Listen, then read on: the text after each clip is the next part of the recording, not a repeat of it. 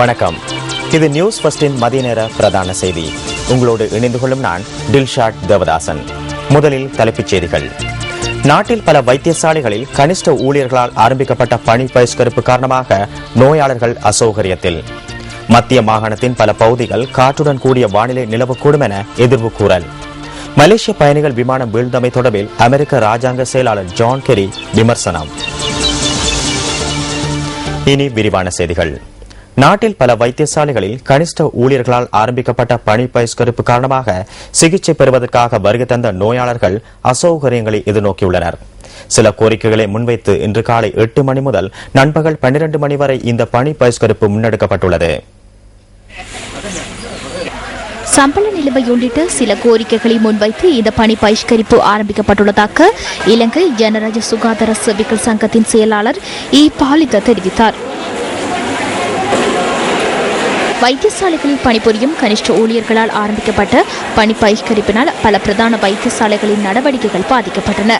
இதன் காரணமாக தூர இடங்களில் இருந்து சிகிச்சை பெறுவதற்காக வருகை தந்த நோயாளர்கள் சிகிச்சை பெறாது திரும்ப வேண்டிய நிலை ஏற்பட்டது. இதேவேளை கண்டி போதனா வைத்தியசாலையின் கனிஷ்ட ஊழியர்கள் கண்டி கொழும்பு வீதியில் வில்லியம் கோப்பலாவ மாவட்டத்தில் ஆர்ப்பாட்டத்தில் ஈடுபட்டனர்.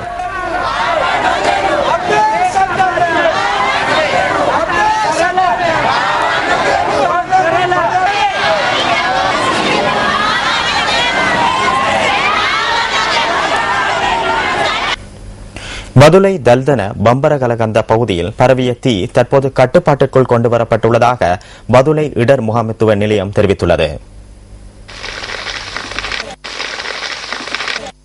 நேற்று பிற்பகல் 5 மணியளவில் தீ பரவியுள்ளதாக பதுளை இடர் முகாமைத்துவ நிலையம் தெரிவித்துள்ளது.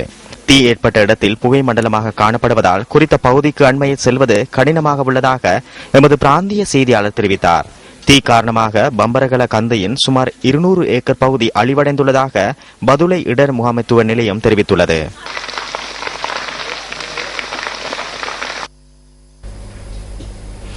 நுகர்வோர் சட்டம் தொடர்பில் வர்த்தகர்களுக்கு தெளிவுபடுத்தும் செயற்திட்டத்தை முன்னெடுக்க உள்ளதாக நுகர்வோர் விவகார அதிகார சபை தெரிவித்துள்ளது.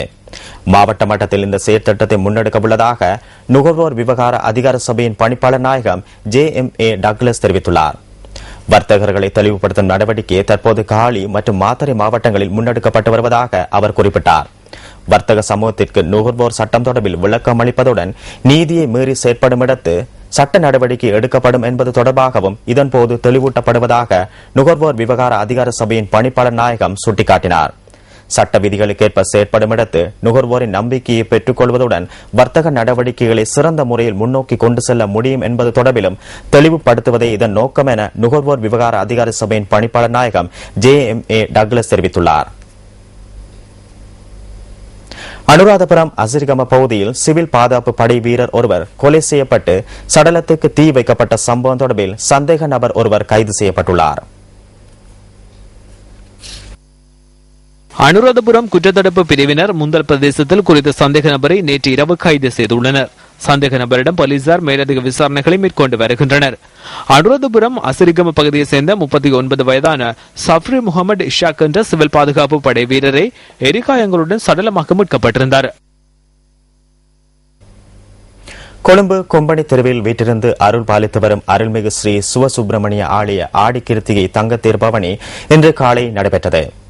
அதிகாலை 5 மணிக்கு சபனாபிஷேகம் நடைபெற்று அதனைத் தொடர்ந்து வசந்த மண்டப பூஜை இடம்பெற்றது. மங்கள வாத்தியங்கள் முழங்க வேத பாராயணங்கள் ஒலிக்க ஆறுமுக பெருமான் தேரேறி அடியவர்களுக்கு காட்சி அளித்தார். எம்பெருமானின் அருங்காட்சியை கண்டுகளிப்பதற்காக பெருந்திரளான பக்தர்கள் வருகை தந்தனர். அடியவர்கள் வடம் பிடித்து இழுக்க எம்பெருமான் தேரேறி பக்தர்களுக்கு அருள் பாலித்தார். எம்பெருமானின் அருள் வேண்டி பக்தர்கள் நேர்த்திக் கடன்களை நிறைவேற்றினர். இன்று பிற்பகல் 3 மணிக்கு பச்சை சாத்துதல், அதனை அடுத்து ஸ்தம்ப பூஜை, வசந்த மண்டப பூஜை நடைபெற்று சுவாமி உள்வீதி வலா வருவார். கடந்த 12ஆம் தேதி கொடியேற்றத்துடன் வருடாந்த மகோத்சவம் ஆரம்பமாகியது. எதிர்வரும் 23ஆம் தேதி பூங்காவனத்துடன் வருடாந்த மகோத்சவம் நிறைவு பெறவுள்ளது.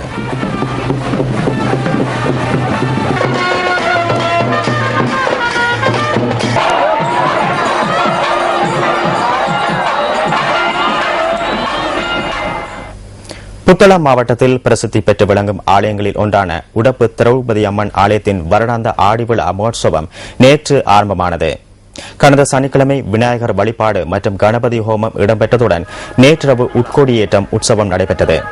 தொடர்ந்து 10 நாட்கள் வருடாந்த உற்சவம் நடைபெறவுள்ளது. எதிர்வரும் வியாழக்கிழமை வெளிக்கொடியேற்றம் இடம்பெறவுள்ளது. வருடாந்த உற்சவத்தின் இறுதி தினமான அடுத்த மாதம் 6ஆம் தேதி பூமிதிப்பு உற்சவம் இடம்பெறவுள்ளது. நேற்று நள்ளிரவு கொடியேற்றத்துடன் ஆரம்பமாகிய வருடாந்த உற்சவத்தில் பெருந்திரளான பக்தர்கள் கலந்து கொண்டனர்.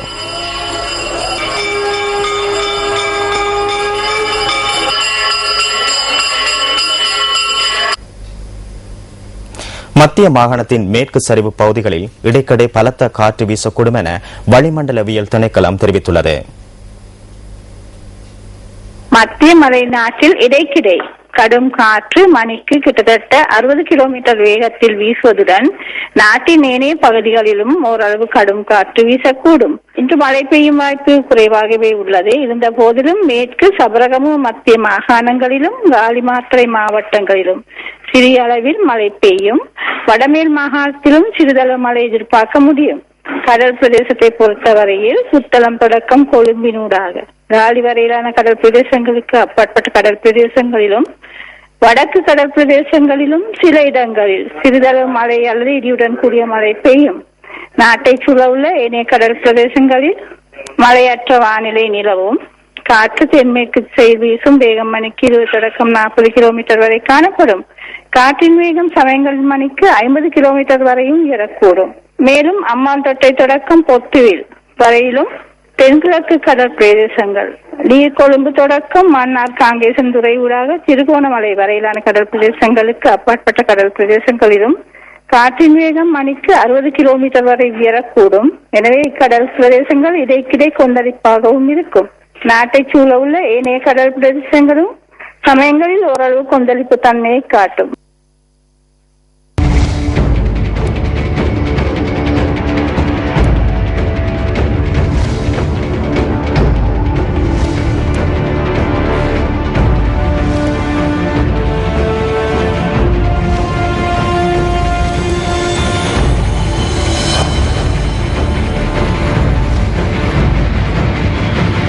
First prime time sunrise வார நாட்களில் காலை 6:30க்கு.